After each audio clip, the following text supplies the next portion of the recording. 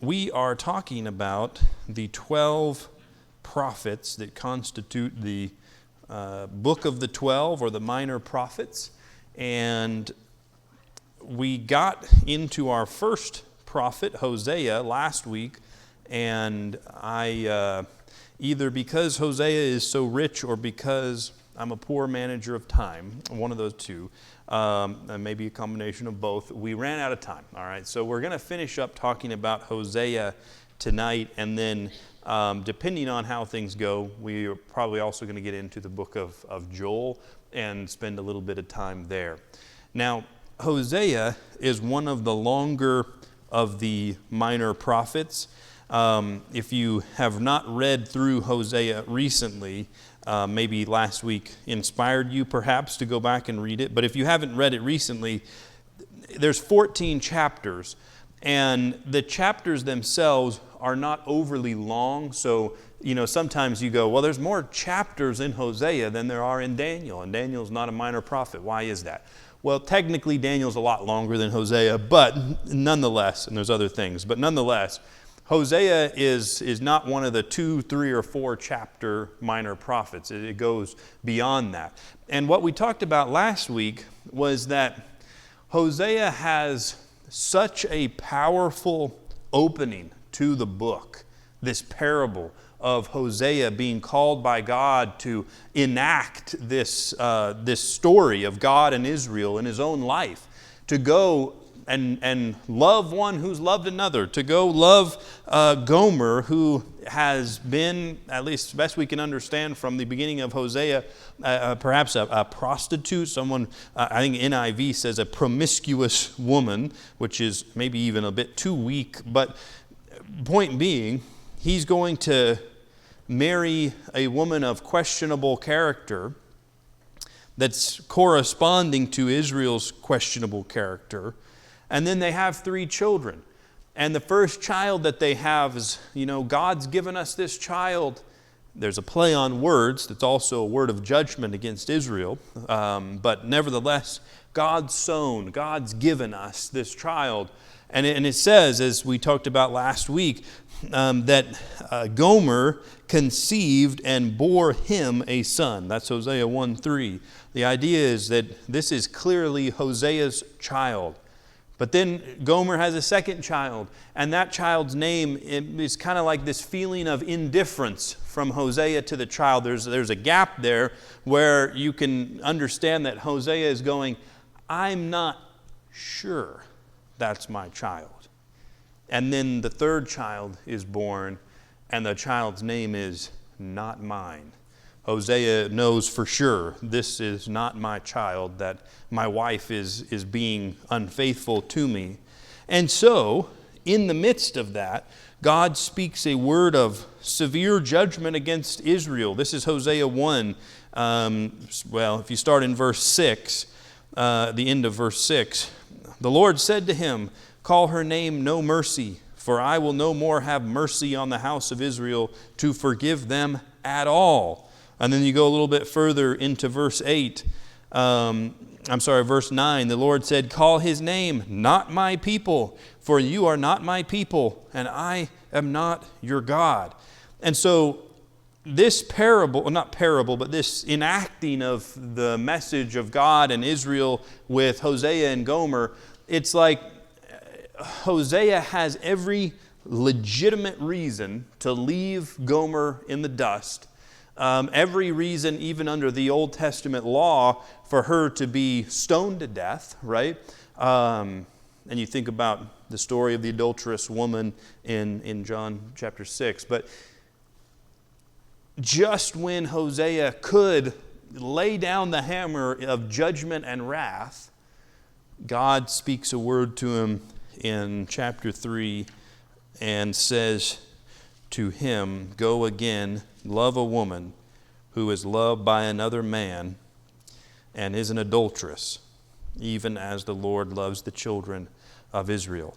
And so what we saw last week is that throughout Hosea is not a book to be read where you go, it's like, a straight linear line. It's not like that. It's like God gives these words of destruction and words of warning and then interrupts with a statement of mercy and a statement of grace. And then there's this powerful, severe word of judgment. And then God interjects with a statement of grace and mercy. Chapter 1, verse 10, you'll not my people, no mercy, don't forgive them at all. Yet. Now, how can there be a yet based on what God's just said, right? This is a statement of absolute, total judgment. No more mercy, no forgiveness, not my people. There is no yet in that. And God says, yet the number of the children of Israel shall be like the sand of the sea, which cannot be measured or numbered. And in the place where it was said to them, you are not my people, it shall be said to them, children of the living God. And the children of Judah and the children of Israel shall be gathered together, and they shall appoint for themselves one head, and they shall go up from the land, for great shall be the day of Jezreel. Now that's interesting. We didn't get a chance to talk about that last week. Remember the name of the first child? Jezreel. Remember, it's a word of judgment, a word of punishment. Call his name Jezreel, for in just a while I will punish the house of Jehu. I will put an end to the kingdom of the house of Israel. Okay. And they shall go up from the land, for great shall be the day of Jezreel. Do you remember what Jezreel means? Your Bible have a little footnote there. Something like God will sow. So God is going to sow judgment in verses 4 and 5. And yet, God says in verses 10 through 11, He's going to sow a great day for the people of Israel. For His people, for His children. We'll talk more about that later. Okay, so we looked through the whole book in very brief terms, but we talked about how at every turn here, God is interjecting with mercy and grace, and He's saying things like this.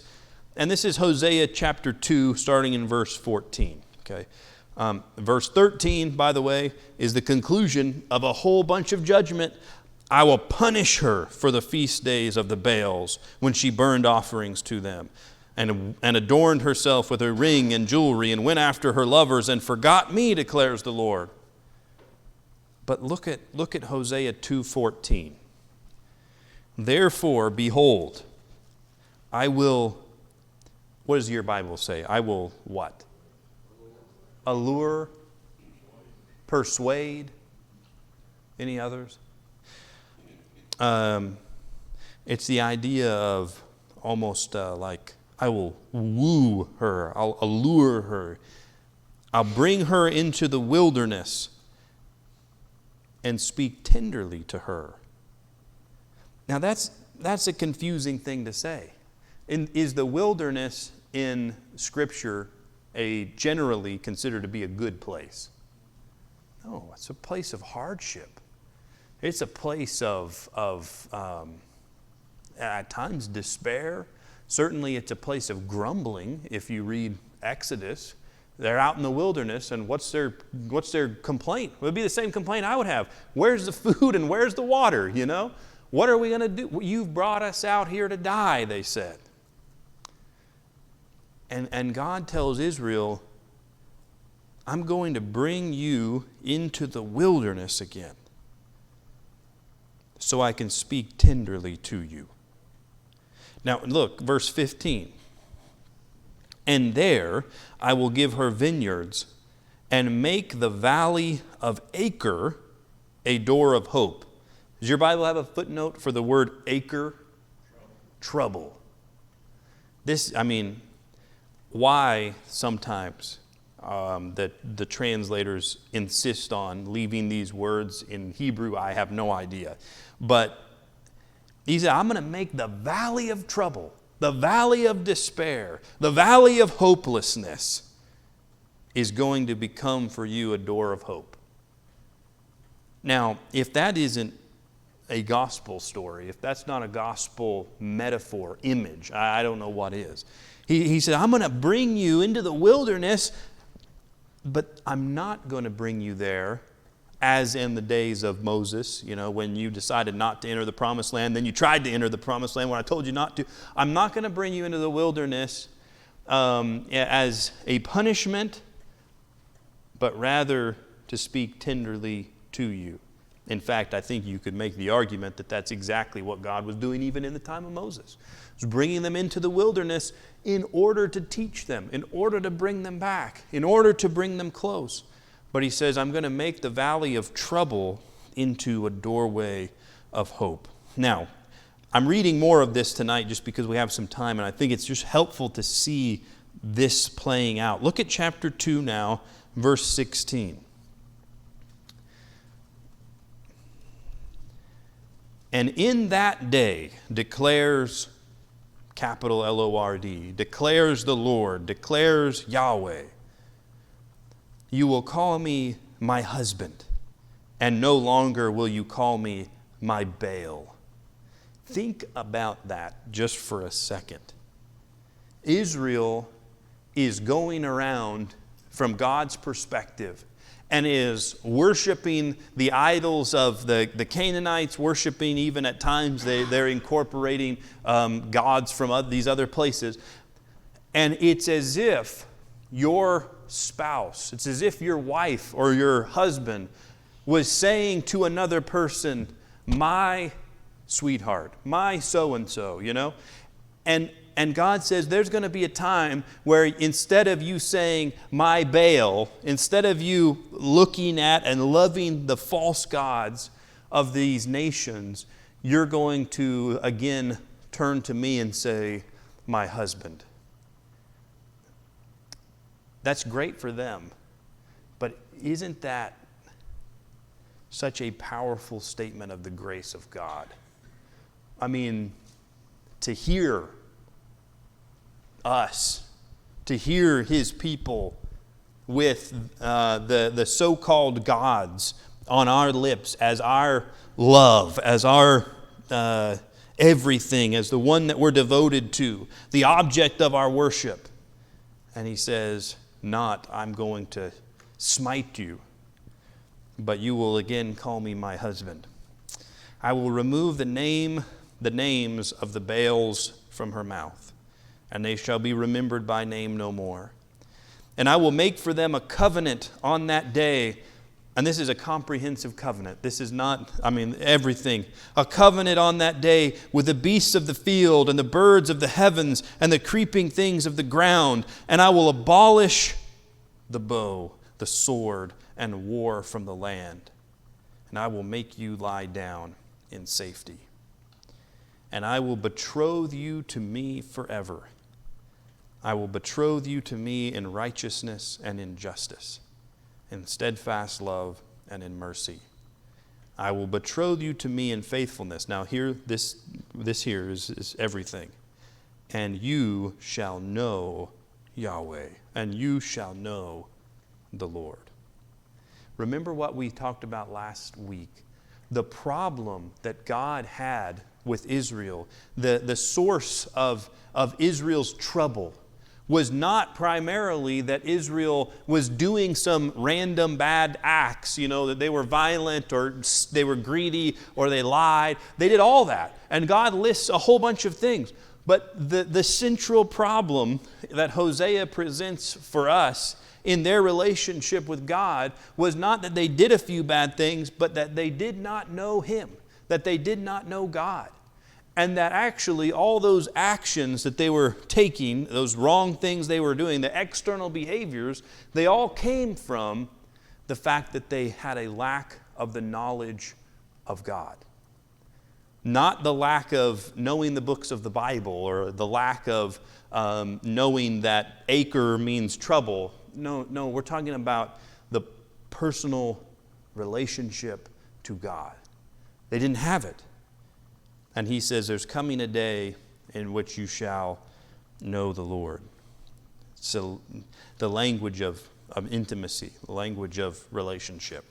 Okay, so in chapter 4, there's this again, he goes back into talking about the punishments that are coming, and he makes this comprehensive picture that from the people to the prophet to the priest to the king, everybody is wandering away, turning to idols, and so forth. And then it goes on into chapter 5. But what I want you to recall is chapter 5, verse 4. And I have slides, by the way. This is just getting us back into this.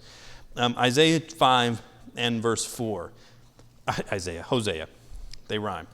Their deeds do not permit them to return to their God. For the spirit of prostitution, the spirit of harlotry is within them. They know not Yahweh. There's that idea again. This is an interesting thing to say, isn't it? Their deeds do not permit them to return to God. They have a spirit of harlotry within them. Hosea paints a picture that Israel is incapable of responding to God favorably. That there's not going to be the ability, without some intervention from God, of them being able to turn to God. Now, you keep going in the book, and I'll skip some of this because I know that we'll probably have to do the third week on Hosea, and that we'll be in the minor prophets for the next year, which would be not a bad thing. But nevertheless, this is Hosea 7, verse 10. Hosea 7, verse 10. This is just another way of stating the level of separation between them and God. It's not like, this is, I think, very important, it's not like they're separate from God because they forgot His name, because they forgot about the worship they were supposed to give, or the Bible got dusty and they've never seen it, and a generation comes that doesn't know what a songbook is. That's not it. The pride of Israel testifies to His face. Yet they do not return to the Lord their God, nor seek Him for all this. Talk about how the people of Israel are standing up and saying, look at what we have. Look, the nation is prospering. We're as great as we've ever been. They didn't have the stock market, but the stock market's at all-time highs. That's the idea. How could God have something against us? Well, little did they know, in chapter 8, verse 7, they're sowing the wind and they're going to reap the whirlwind. So, God is going to punish the people, and yet, He continues to hesitate. He continues to restrain Himself. This is now chapter 11, verses 1 through 3. And by the way, I'm not doing this so that you remember every single thing. I'm just trying to get you the story in your mind of this book. When Israel was a child, I loved him. And out of Egypt I called my son. Yet, verse 2, the more they were called, the more they went away. They kept sacrificing to the Baals and burning offerings to idols. Yet it was I who taught Ephraim. That's one of the northern tribes that is the name stands in for the name of Israel. Yet it was I who taught Israel to walk.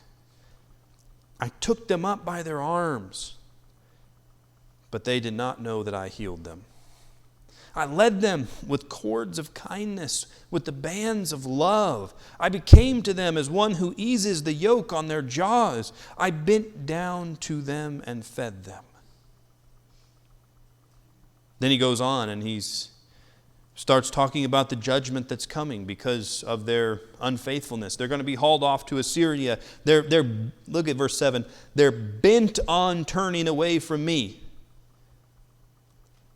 Now this is where we got to live in this tension. Look at verse 7 of chapter 11. Though they call out to the Most High, He shall not raise them up at all. Okay, that's the verse. That's the verse, 11, verse 7. Will God raise them up? Chapter 11, verse 7. You know there's a trick coming. It's not there is a trick coming, but it's not going to be at your expense. According to this verse, is God going to raise them up? No. At all. That would be a comprehensive statement, right? He shall not raise them up at all. How can I give you up, O Ephraim? How can I hand you over, O Israel? Look at the end of this verse. This is strong language. My heart, this is God, my heart recoils within me. My compassion grows warm and tender. I will not execute my burning anger. I will not again destroy Ephraim. For I am God and not a man, the Holy One in your midst, and I will not come in wrath. Every time in this book that God lifts up to strike the finishing blow, he restrains himself. In this verse it says, my heart recoils within me. I can't do it. We don't sometimes think about God in these terms. So, you continue on, and this pattern continues to repeat itself. We're almost to the end of the book. And we get to chapter 13, and specifically we get to verse, let's say, 12. The iniquity of Israel, of Ephraim, is bound up. His sin is kept in store. It's multiplying. There's the ledger, is running as far as it can. The pangs of childbirth come for him, but he is an unwise son. For at the right time he does not present himself at the opening of the womb. It's like, I'm trying to give you life, but you won't let me. But I shall ransom them from the power of Sheol. That's the grave. I shall redeem them from death. O death, where are your plagues? O Sheol, where is your sting? Depending on your version that you're reading from, that next line might be associated with the verse 15, or it might be associated with verse 14. Compassion is hidden from my eyes. How many of your translations have compassion is hidden from my eyes as belonging to the next verse? Out of curiosity. You guys all reading the same version I am. All right, we don't even have to worry about it. Okay. You know that Paul quotes this verse in 1 Corinthians 15. Death, where is your victory? Death, where is your sting? And he's talking about death being obliterated by Jesus. He's talking about the resurrection that's coming, that's come in Jesus and is coming in the end. And so I think this verse, compassion is hidden from my eyes, I think he's directly addressing in verse 14, death and Sheol. O death, O Sheol. I think what he's saying is, while I shouldn't have compassion for Israel for what they've done, that would be logical, that would be rational for me to say, there'll be no compassion for you. But he says, actually, it's death that I'll have no compassion for. It's the grave. I'm going to redeem you back even from there. But nevertheless, there's more judgment language. There's a call to return in chapter 14, to repent, to leave behind these things, to take care of the orphan, to not trust in the nations, all these things. But look at chapter 14, verse 4. This is God, I will heal their apostasy. I will love them freely, for my anger has turned from them. This is God talking about utter destruction. This is God talking about, complete devastation. And he says, I'm going to heal their waywardness and love them freely, for my anger has turned from them. I will be like the dew to Israel. He shall blossom like the lily. He shall take root like the trees of Lebanon. His shoots shall spread out. His beauty shall be like the olive, and his fragrance like Lebanon. They shall return and dwell beneath my shadow. They shall flourish like the grain. They shall blossom like the vine. Their fame shall be like the wine of Lebanon. O Ephraim, he asks, what have I to do with idols? It is I who answer and look after you. I'm like an evergreen cypress. From me comes your fruit. God said, I'm going to rescue you, and I'm going to give you, similar to the language of Jeremiah and Ezekiel, a new heart. I'm going to give you the ability to turn from this waywardness that you've got yourself so tangled up in. Okay, so to go back to where we were. All right.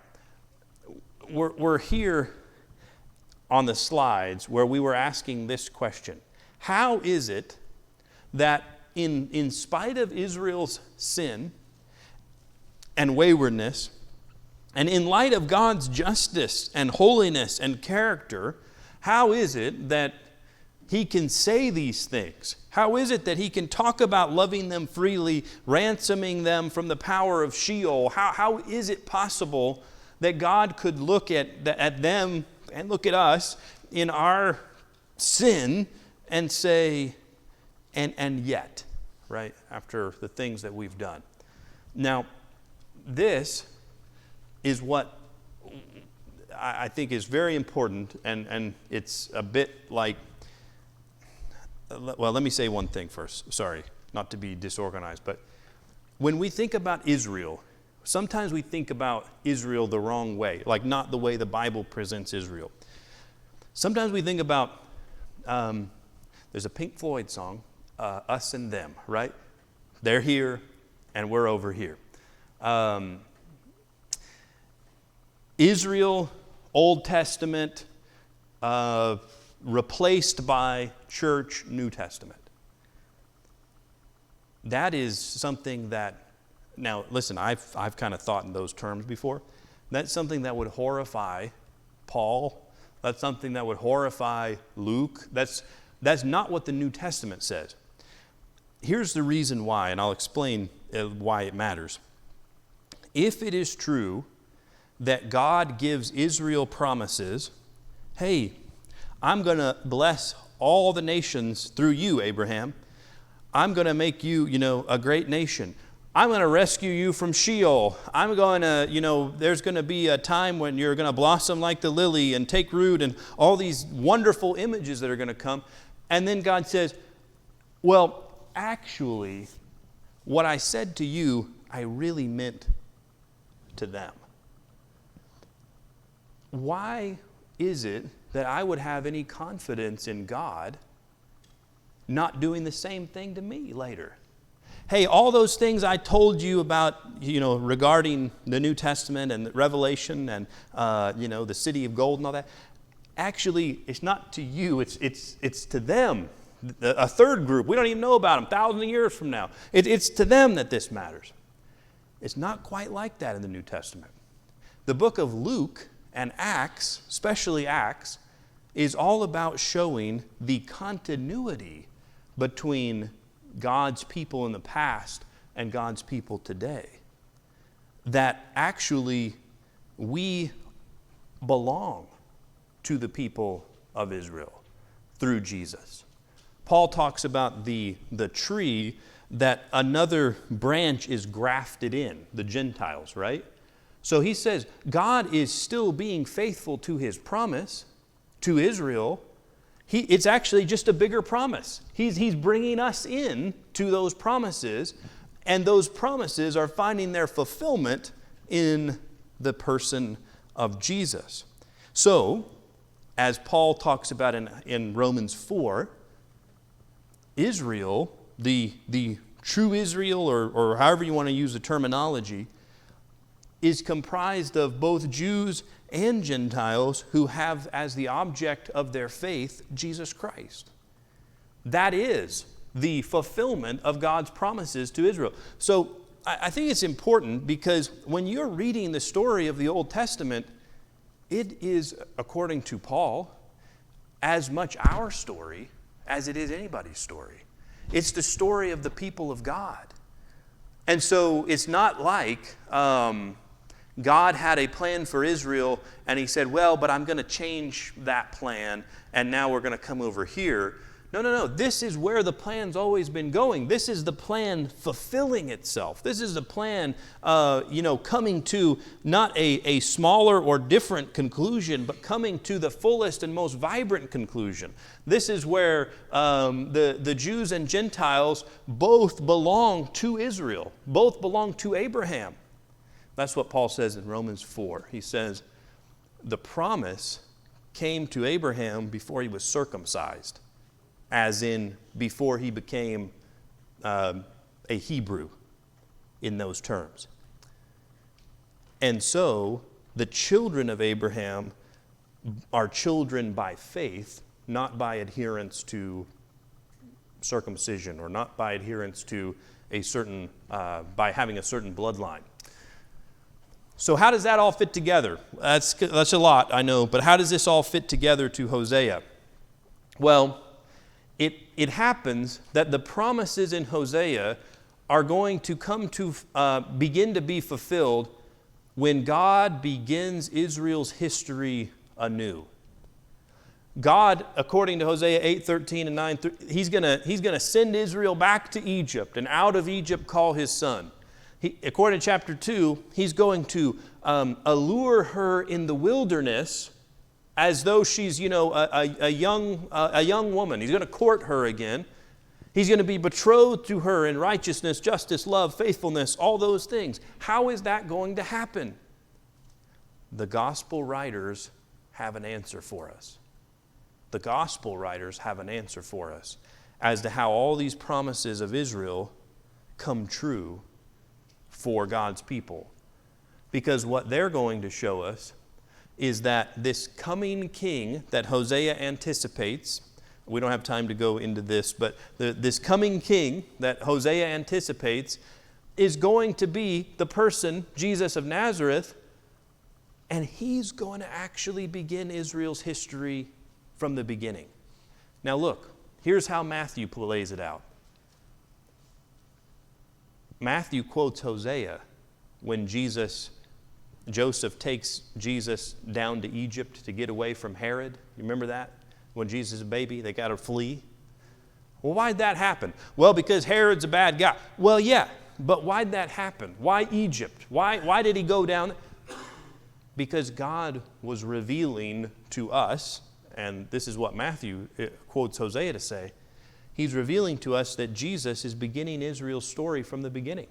Out of Egypt I called my son. Matthew says this was to, fulfill in these, different Old Testament citations that he gives.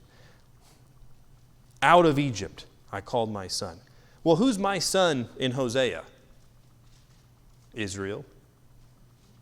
So, who's Jesus in Matthew 2? He's Israel. He's the story of God being faithful to his people, beginning anew. And as we're going to find, because of his faithfulness in the wilderness, I'll lead him out to the wilderness. I'll lead Israel out to the wilderness, speak tenderly to her. Jesus, straight away in Matthew 4, is led out into the wilderness. Why? Because he's Israel.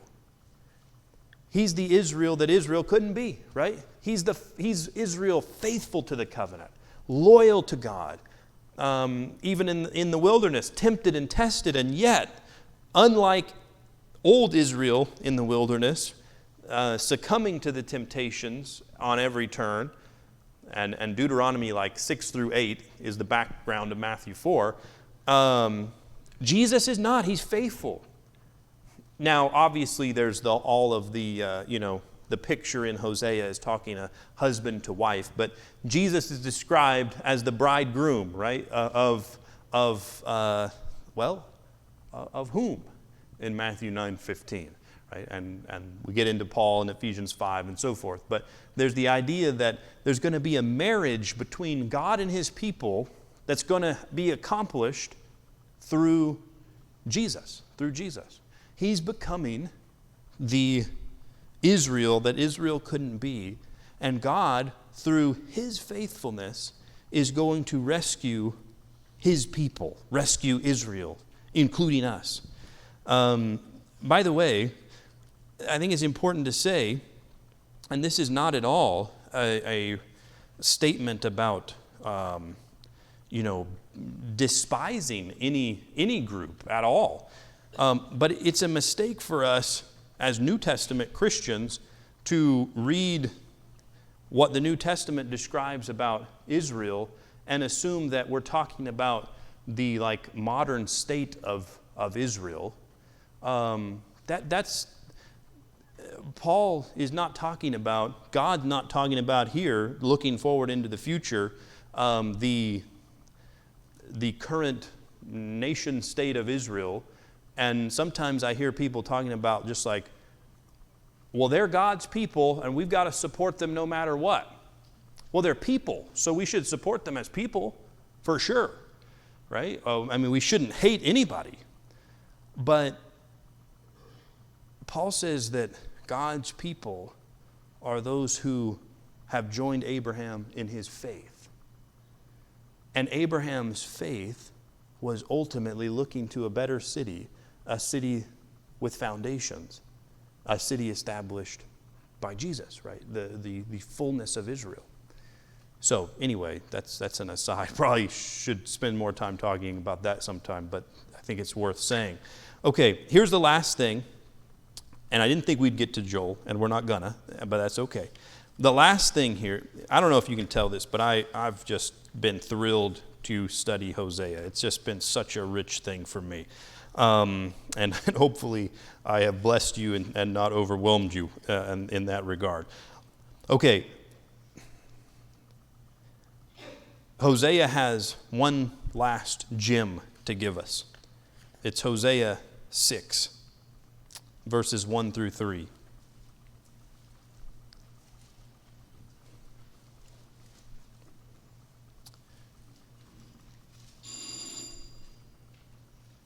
Let the record state that's the first bell. Come, let us return to Yahweh, for He has torn us that He may heal us. He has struck us down and He will bind us up. After 2 days, He will revive us. And on the third day, He will raise us up, that we may live before Him. Let us know. Let us press on to know Yahweh. His going out is sure as the dawn. He'll come to us as the showers, as the spring rains that water the earth. After 2 days, He will revive us. On the third day, He will raise us up, that we may live before Him. Jesus is going to, as the true Israel, He's going to bring about what Israel longed for. This is them on the precipice of destruction, saying, we're going to suffer, but God's going to rescue us. He's going to redeem us. In 3 days, they have this hope that it won't be forever, that there'll be an end to it. Well, Jesus was in the grave 3 days. Not just because Jonah was in the fish for 3 days, although that's part of it, but also because of this expectation in Hosea 6, 1 through 3. Isn't that great? God in Hosea is just showing us, I'm beginning my history afresh with Israel in order that Abraham's promise might be fulfilled. In you, all the nations of the world will be blessed. I had it on the screen, sorry, but He's torn us that He may heal us. He's struck us down and He'll bind us up. And on the third day, He'll raise us up. Hosea ends with this. Whoever is wise, let him understand these things. Whoever is discerning, let him know them. For the ways of the Lord are right, and the upright walk in them, but transgressors stumble in them. You ever thought about why Hosea ends like that? Most of these books don't end with a note to the reader. Hosea does. It may be because Hosea has at some point fled to Judah and has seen some of the devastation of Assyria against Israel. I'm not sure. But Hosea ends basically by saying, don't make the mistake of thinking that the message of this book is limited to this one moment. Right? He says, anybody who comes across this and is discerning and wise, let him know these words. Let him know this story. Wonder why? Well, Hosea is the story of the gospel. And he's saying, anybody who finds this book, these words, hear the words of the gospel. Hear the heart of God and return. Hear the heart of God and have hope, even in the midst of the valley of Acre, because it will become a door of hope. I find in reading Hosea and then reading the New Testament that sometimes my appreciation of the prophets is not deep enough, because I get a little bit bogged down in some of the language and the history and all those kinds of things. It's sometimes hard to understand exactly what's being said. And yet, then when we slow down and we read this book and digest it a bit, we just see the fingerprints of the story of Jesus on every page, right?